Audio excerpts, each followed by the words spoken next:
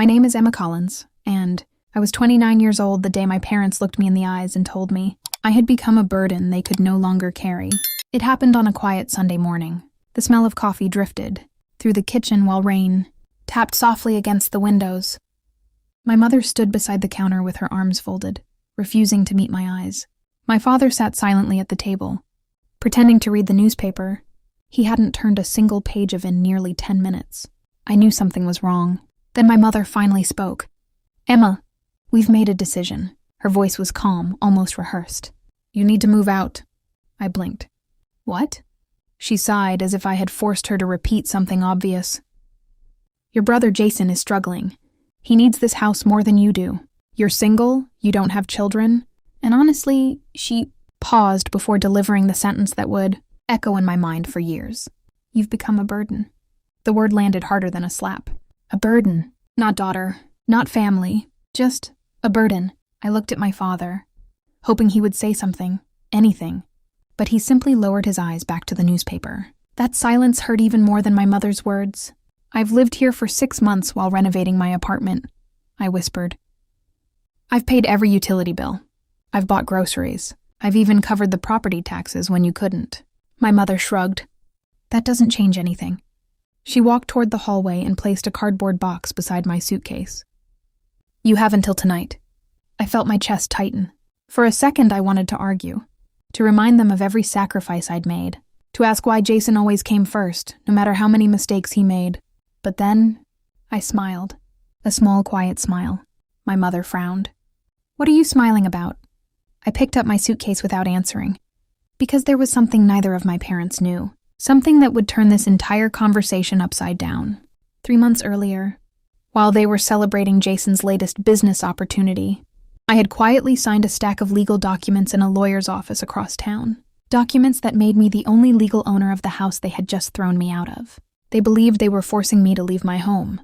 The truth was, they had just evicted the person who now owned every wall, every window, and every key to the property, and they were about to discover exactly what that meant.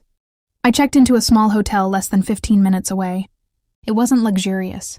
The wallpaper was faded, the air conditioner rattled every few minutes, and the mattress felt older than I was.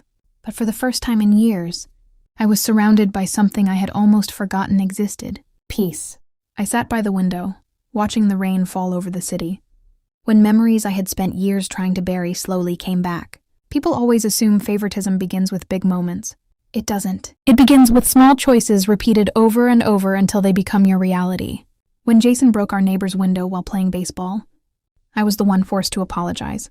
When he failed his college classes twice, my parents blamed the professors.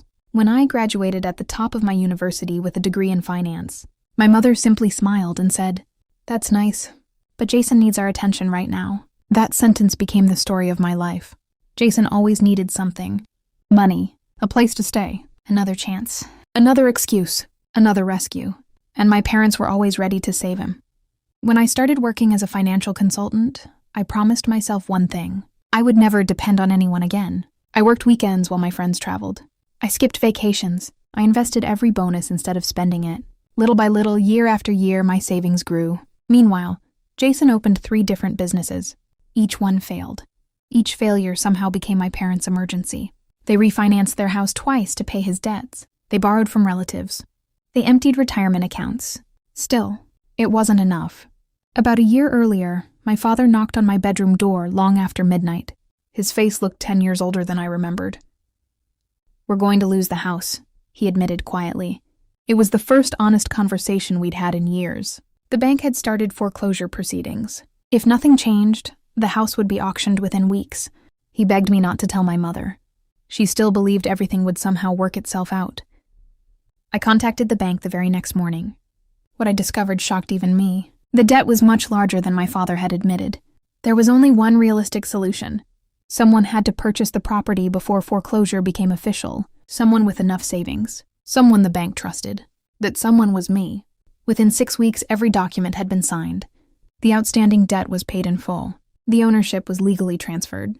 The deed now carried only one name. Mine. I never told my parents. Not because I wanted revenge, because I wanted to protect their dignity. I believed that one day, when everything settled down, I would explain it gently.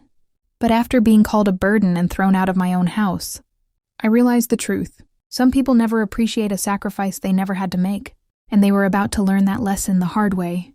My phone suddenly buzzed on the bedside table. The screen showed my father's name. Then it rang again, and again. 8 missed calls in less than 5 minutes. Something had happened. Something that could only mean one thing. They had finally found the paperwork. I let the phone ring one more time before finally answering. My father's voice was barely recognizable. "Emma, where are you?" "In the hotel," I replied calmly. He took a shaky breath. "Your mother found the deed." I closed my eyes. So the moment had finally arrived. "What exactly did she find?" I asked. "The ownership papers," he whispered. "Your name, it's on everything." For several seconds, neither of us spoke. Finally, I said the words he already knew were true. "I didn't steal the house, Dad. I saved it." Another long silence. "I know," he admitted quietly. "But your mother doesn't." Less than 20 minutes later, my phone rang again. This time it was my mother. The moment I answered, she exploded. "What have you done?" "Good morning, Mom. Don't play games with me. The lawyer made a mistake. That house belongs to your father and me." "No," I answered calmly. "It belonged to the bank. I bought it before they did." "You're lying." "I'm not. You manipulated your father. I rescued both of you." Her breathing grew heavier. "You'll transfer the house back immediately." I looked out the hotel window at the gray morning sky. "No." The single word stunned her into silence. For the first time in my life, she had no control over the conversation. By that afternoon, the entire family knew. My aunt called first, then my uncle, then 3 cousins I hadn't spoken to in years. Each conversation sounded almost identical. "Emma, family comes first. Be the bigger person. Your parents made mistakes. Don't embarrass them." I listened patiently before asking everyone the same question. "Did anyone help pay the mortgage?" Silence. "Did anyone stop the foreclosure?" More silence. "Did anyone offer even $1 when the bank was taking the house?" Nobody answered, because they all knew the truth. They wanted the reward, not the responsibility. The biggest surprise came that evening. Jason knocked on my hotel room door. He wasn't angry. He was smiling. The same charming smile that had convinced our parents to forgive every bad decision he'd ever made. "I think we got off on the wrong foot," he said. "We're family." I folded my arms. "What do you want, Jason?" "I just think maybe everyone can stay in the house." He smiled wider. "You don't really need such a big place anyway." I couldn't help laughing. Not because it was funny, because after everything that had happened, he still believed he was entitled to something he had never earned. I looked him straight in the eyes.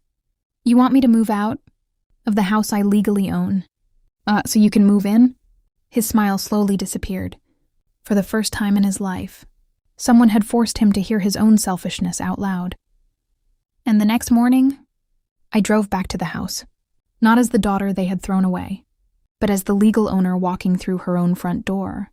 The next morning, I parked my car in the driveway just after sunrise. For years, I had walked through that front door feeling like I needed permission to exist. Today was different.